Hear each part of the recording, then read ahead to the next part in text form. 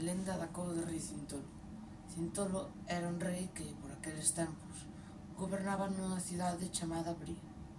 El tiña grandes riquezas e tamén tiña unha filla moi fermosa chamada Manfada, que era querida tanto por plebeios tanto por nobres, debido ás súas bondades. Moitos dos seus pretendentes eran príncipes ou condes de outras cidades, os cales iban a Bría para pedir a mao da princesa.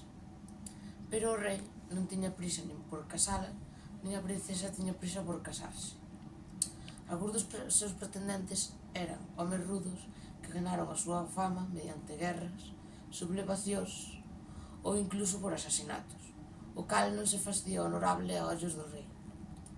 Un día chegaría a Bría un xoven conde cun pouco acompañamento de armas.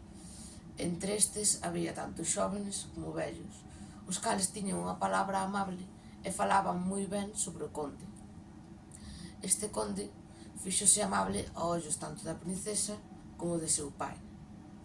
Pero despois acabaría chegando outro cortexo, o cal viña cun gran acompañamento de armas e se establecería na plaza da cidade como se fose terra conquistada.